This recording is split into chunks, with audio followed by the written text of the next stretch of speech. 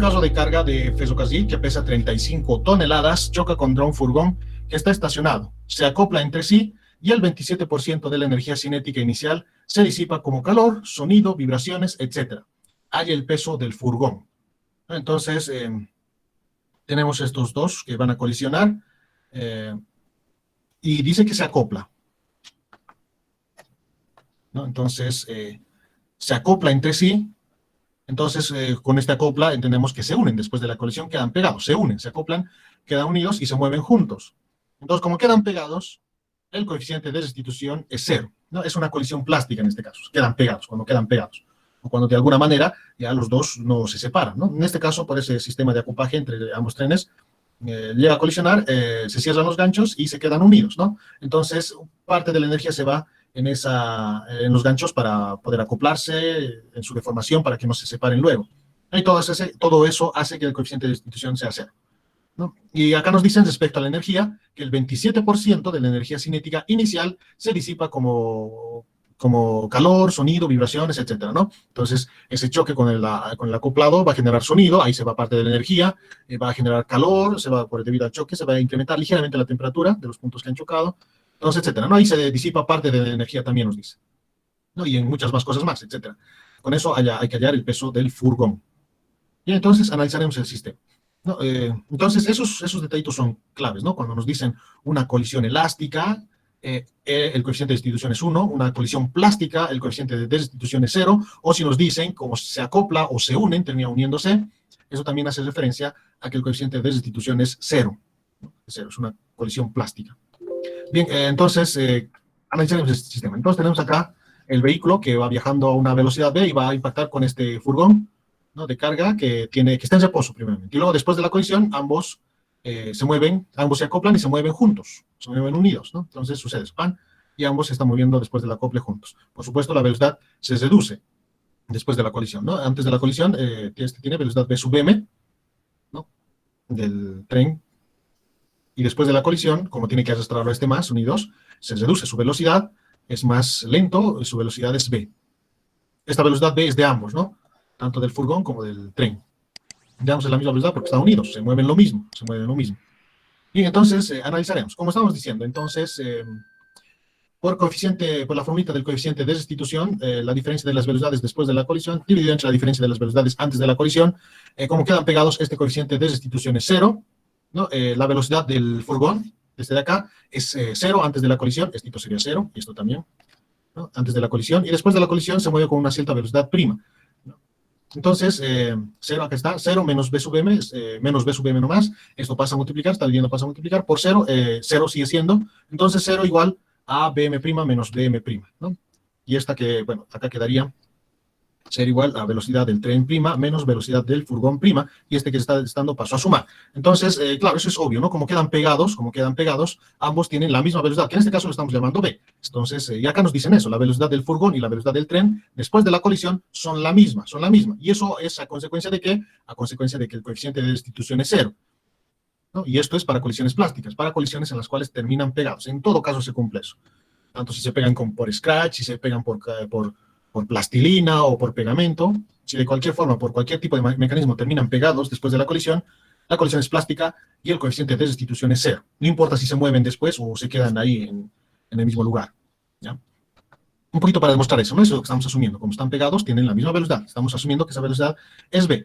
Bien, haremos el principio de conservación de la cantidad de movimiento lineal y aplicaremos eso de la energía que nos han dicho, ¿no? Es decir, la energía inicial, 27% se pierde en calor, ¿no? Hay otros tipos de energía, y se pierde, se disipa, y el otro por ciento, claro, se recupera en energía cinética. Entonces, analizando ese hecho, ¿qué es lo que tenemos? Primeramente, principio de la cantidad de movimiento lineal. Cantidad de movimiento lineal antes de la colisión igual a la cantidad de movimiento lineal después de la colisión, ¿no? Se conserva esto, siempre se conserva en un sistema aislado.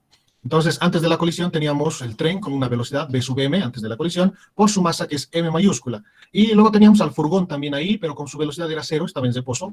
Por eso acá no le hemos añadido, ¿no? Acá era m, velocidad m del tren, más masa del furgón por su velocidad del furgón antes de la colisión. Como estaba en reposo, esta velocidad es 0, ¿no?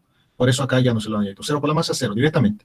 Ahora, en el lado derecho, después de la colisión, masa del furgón por su velocidad v ya se está moviendo porque quedó pegado con el tren, y masa del tren por su velocidad. Y en ambos casos, esta velocidad es la misma para el furgón y para el tren. ¿no? Como lo hemos visto acá, ¿no? Después de la colisión, ambos tienen la misma velocidad y esa velocidad lo estamos llamando v, ¿no? Que era por lógica también, ¿no? Pero para eso, acá también por ese lado, ¿no? Demostrando de forma matemática que terminan teniendo la misma velocidad, que también es lógico.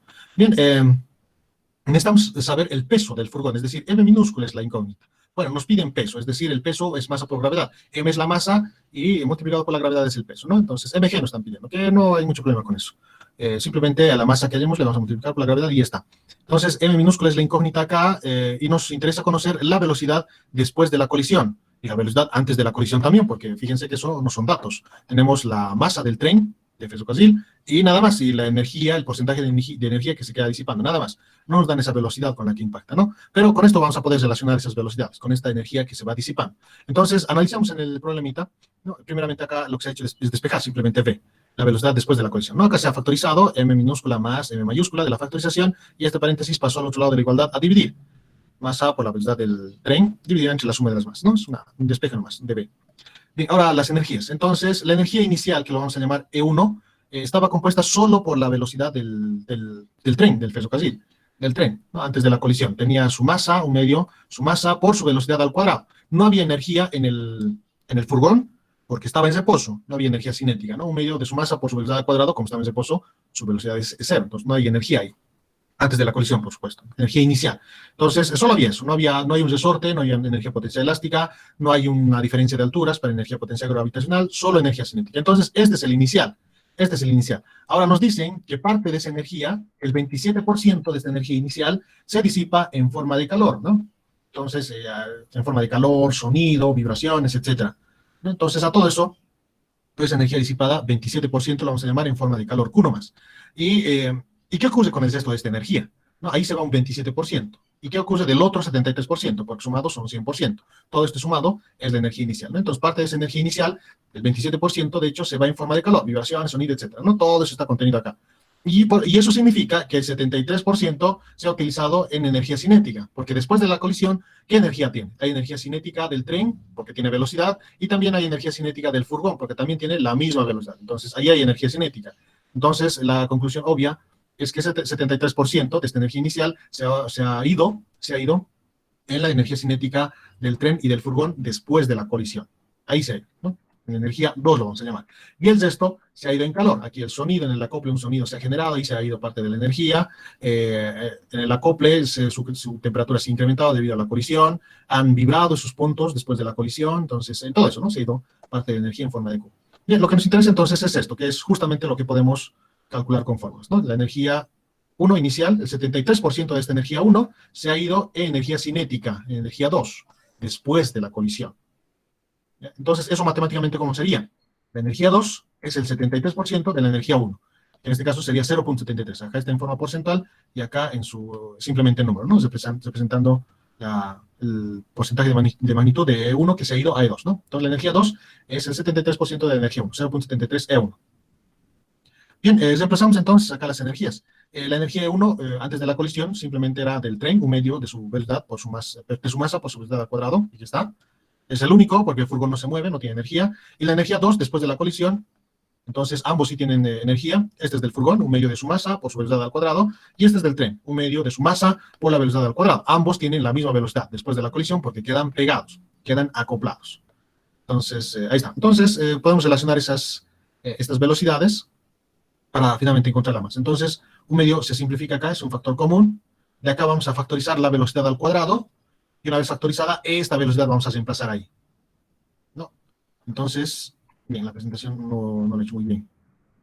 Entonces, la factorización está acá, ¿no? Esa es la factorización, acá el resultado directamente aparece, ¿no? De haber factorizado acá, un medio se fue, entonces, m minúscula más m mayúscula, b cuadrado. Esa sería la factorización en el lado izquierdo. En el lado derecho todo queda lo mismo, tomando en cuenta la simplificación de un medio, ¿no? Entonces quedaría eso. Esta es la factorización.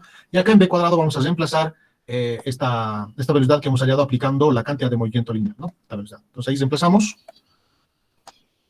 Reemplazando, entonces todo esto es la velocidad que habíamos hallado por la cantidad de movimiento lineal al cuadrado. Lo mismo que hace rato, el cuadrado se distribuye al numerador y al denominador y a esta multiplicación también, ¿no? No lo he distribuido, lo he copiado lo mismo nomás. Yo soñando debía hacer eso.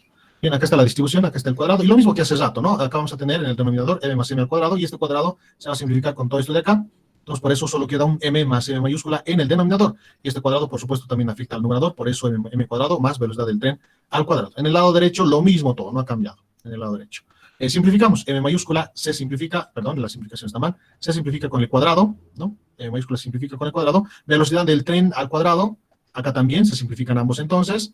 Entonces, ¿qué nos queda? 0.73 en el lado derecho y en el lado izquierdo m mayúscula dividido entre m minúscula más m mayúscula. Entonces, lo despejamos.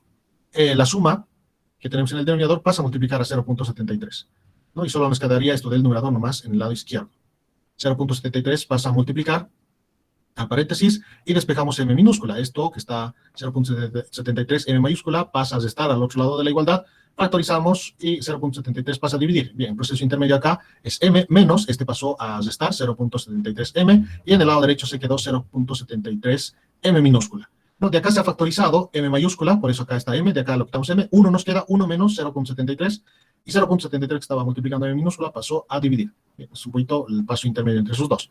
Y está, multiplicamos por la gravedad, porque lo que nos dan es el peso del tren, del ferrocarril, y nos piden determinar el peso del furgón, ¿no? El peso es mg. Solo m es la masa nomás, ¿no? Entonces multiplicamos y a ambos lados de la igualdad por g, ¿no? Entonces por eso tenemos mg en ambos casos. Reemplazamos los datos, tenemos el peso del tren, hacemos esta operación matemática y de ahí determinamos el peso del furgón, 12.94 toneladas.